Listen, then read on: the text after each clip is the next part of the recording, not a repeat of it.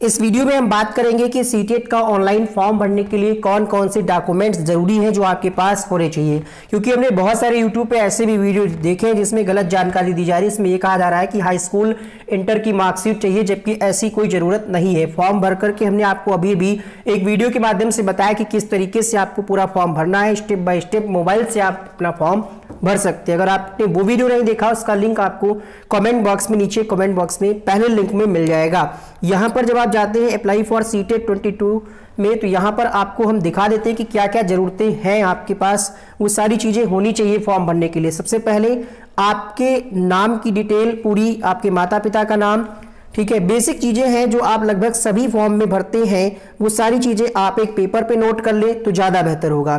देखिए, सबसे पहले आपको कैंडिडेट नेम, आपका नाम भरना होगा हाई स्कूल की मार्कशीट के हिसाब से, father's name, mother's name, date of birth, gender, identity type में आपको यहां पर ध्यान देना है। अगर आपके पास वोटर आईडी है तो ठीक है, डीएल है तो ठीक है, अगर नहीं है, अगर आधार कार्ड आप भरना चाह रहे हैं तो आपको ये वाला ऑप्शन चूज करना होगा और इसके बाद यहां पर आपको अपना आधार नंबर एंटर करना होगा।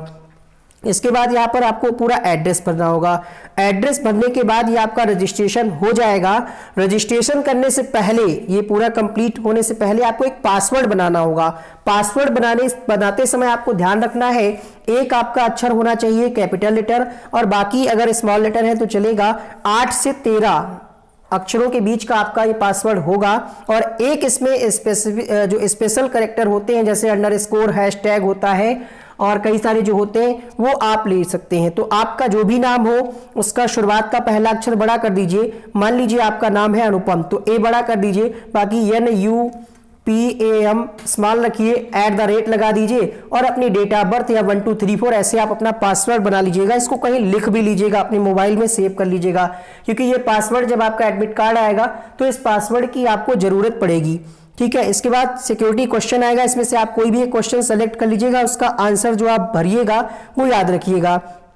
जैसे यहां पर कह रहा है which is the website you rarely visit, कौन सी वेबसाइट को आप विजिट करते हैं, तो आप सीटेट लिख सकते हैं। आंसर याद रखिएगा, फर्स्ट स्कूल का नाम जहां से आपने बेसिक एजुकेशन लिया हो उसका नाम आप यहां पर आंसर में लिख दीजिएगा। ये आपकी बेसिक रिक्वायरमेंट है। इसको सबमिट करने के बाद आपको अगला जो स्टेप होगा वो क्या होगा, ये हम आपको दिखा देते हैं।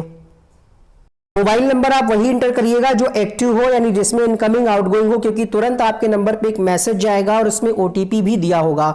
ओटीपी वेरिफिकेशन करने के बाद आगे की आपकी डिटेल्स क्या क्या मांगी जाएंगी वो भी हम आपको बताने वाले हैं। चैनल को सब्सक्राइब कर लीजिएगा, लेटेस्ट अपडेट सबसे पहले आपको मिलेंगी किसी भी एग्जाम से रिलेटेड। आपने बेसिक डिटेल फिल कर दी फर्स्ट स्टेप में। इसके बाद दूसरे स्टेप में आपसे पर्सनल डिटेल मांगी जाएंगी।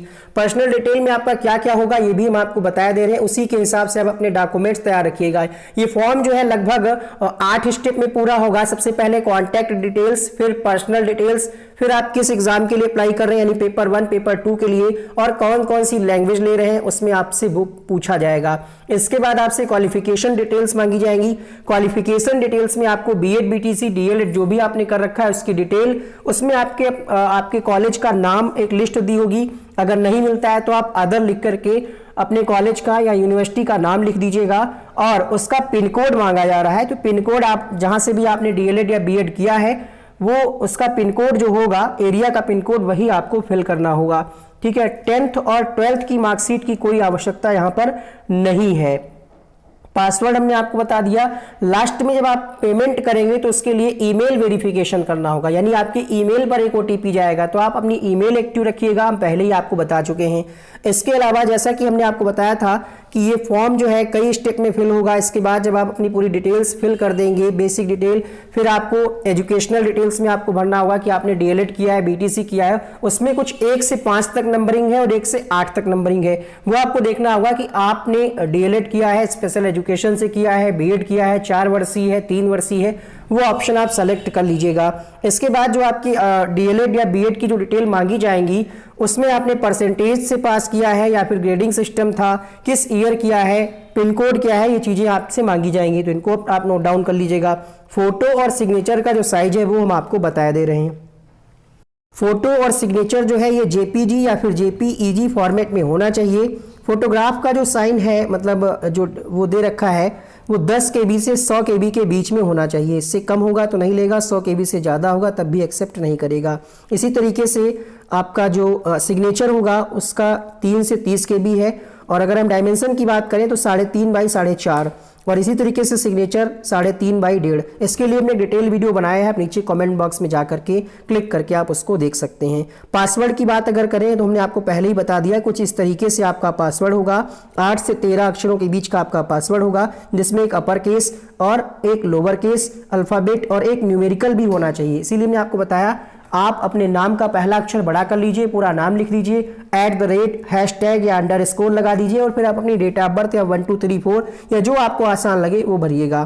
ठीक है, इसको आप कहीं लिख भी लीजिएगा। तो ये हो गई बात क्या क्या चाहिए आपको। जैसा कि हमने आपको बताया, आपकी कंप्लीट डिटेल, माता पिता का नाम, पासवर्ड बनाना है आपको, email ID, mobile number, BEd BTC आपने कहाँ से किस कॉलेज से किया है, क्या परसेंटेज रहा है, कितने प्राप्तांक थे, कितना पूर्णांक था, ये आपको लिख लेना है। 10th और 12th की मार्कशीट की कोई आवश्यकता नहीं है, फोटो सिग्नेचर की आवश्यकता है, जिसको अगर आप मोबाइल से फॉर्म भरते हैं तो ठीक है, खुद से ही भर सकते हैं। अगर आप साइबर कैफे से इस फॉर्म को भराते हैं तो जो भी स्टेप वो भरता है आपके सामने कोशिश करिएगा कि अपनी आंखों के सामने फिल करवाइएगा, ताकि कोई नाम में या कहीं पर कोई मिस्टेक ना हो। इसके अलावा लैंग्वेज को विशेष तौर पे ध्यान से भरिएगा। अगर आप पेपर 1 पेपर 2 भर रहे हैं तो पेपर 2 में सोशल साइंस से आप पेपर देना चाहते हैं या फिर साइंस से, इस बात को भी सावधानी से भरिएगा।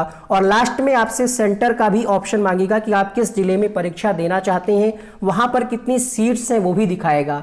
आप अपना फॉर्म अपने जिले के हिसाब से, जिस जिले में आप परीक्षा देना चाहते हैं वो सेलेक्ट कर लीजिएगा। ठीक है, बाकी सारी चीजें हैं और आपको तैयारी हमारे चैनल पे कराई ही जा रही है। क्लासेज हमने स्टार्ट कर दी है सीटेट की धुआंधार तरीके से। इसके अलावा मैराथन क्लासेस के माध्यम से आपकी कंप्लीट तैयारी करा दी जाएगी। एक ही वीडियो में संपूर्ण आपका बाल विकास, संपूर्ण ईवीएस, हिंदी, संस्कृत, अन्य सभी विषयों को कराया जाएगा। चैनल को सब्सक्राइब नहीं किया, सब्सक्राइब कर लीजिएगा, बेल आइकन को ऑन कर लीजिएगा। फिर भी अगर कोई डाउट रह रहा है, आपका नहीं समझ में आ रहा कि कैसे फॉर्म भरना है, तो रुक जाइए, आराम से सलाह ले लीजिए, कमेंट बॉक्स में पूछ लीजिएगा। गलत फॉर्म मत भरिएगा, क्योंकि फॉर्म का जो चार्ज है आप समझ लेना 1200 रुपये मायने रखता है दोनों का। सिंगल फॉर्म भरेंगे तो 1000 रुपये, पेपर देने में भी 1000 रुपये आपका खर्च होगा। तो आराम से भरिएगा, कोई जल्दबाजी मत करिएगा, क्योंकि लास्ट डेट का इंतजार मत करिएगा इस बार, क्योंकि इसमें कहा गया है कि पहले आओ पहले पाओ। ऐसा ना हो कि आप लास्ट डेट के चक्कर में हो और फिर आपका सेंटर कहीं दूर लगा दिया जाए। पेपर की टाइमिंग में हमने आपको बता दी थी, जो पहला पेपर होगा 9:30 से होगा और दूसरा पेपर होगा वो कितने बजे से होगा, यहाँ पर आप देख पा रहे होंगे। ठीक है, 9:30 से 12 और 2:30 से 5, शिफ्ट 1 शिफ्ट 2। यही है कि आपका पेपर 1 पेपर 2 दोनों एक ही दिन होगा।